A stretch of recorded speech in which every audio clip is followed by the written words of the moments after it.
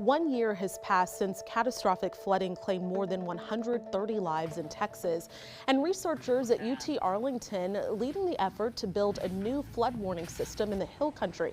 A $4 million grant from the state is making all of this possible. We're hearing more about this from the lead researcher on this project, Dr. Nick Fang. Dr. Fang, thank you so much for joining us.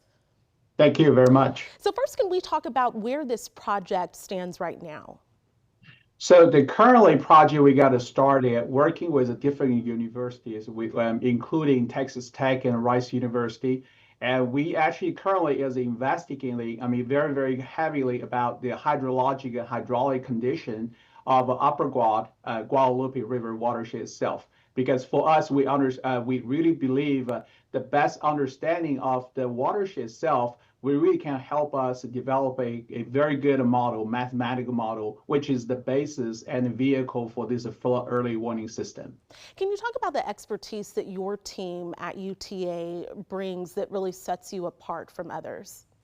So we have more than 2 decades of experience developing flood early warning system for many different parts in Texas. So we are very good at taking the radar-based rainfall data and really kind of take it into the real-time hydraulic models and putting out a graphical user interface and people can understand. So that is our expertise at developing early warning system for many different parts of Texas.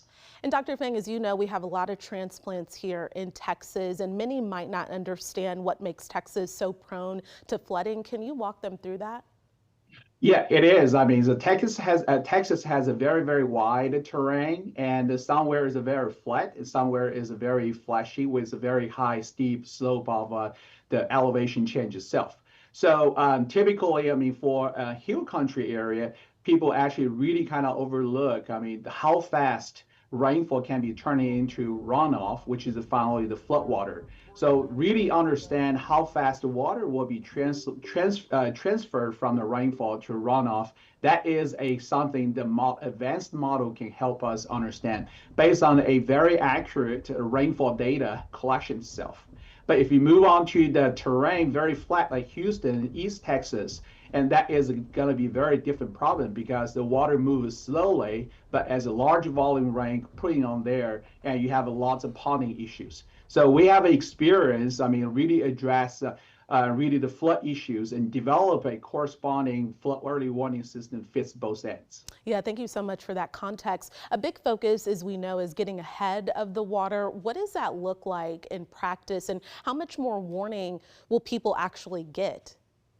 So the warning actually really, we're talking about the lead time itself, and it could be actually start with 30 minutes to a couple hours itself. And depends on the size of watershed. In general, the larger the contributing basin, you have a little bit more time to react. If you can really capture the accurate rainfall estimate and put it into a very good hydraulic model. But for the larger watershed, you probably have a little bit longer time, and that time actually will certainly allow people and emergency personnel do better job on evacuation and preparation itself. And when you talk about that, who will get the information first, and how do you ensure that that leads to action on the ground? So that really depends. Typically the warning message could be actually disseminated to emergency personnel first, and because they understand, they have years of experience how to handle and translate the information and put it into the actionable measures.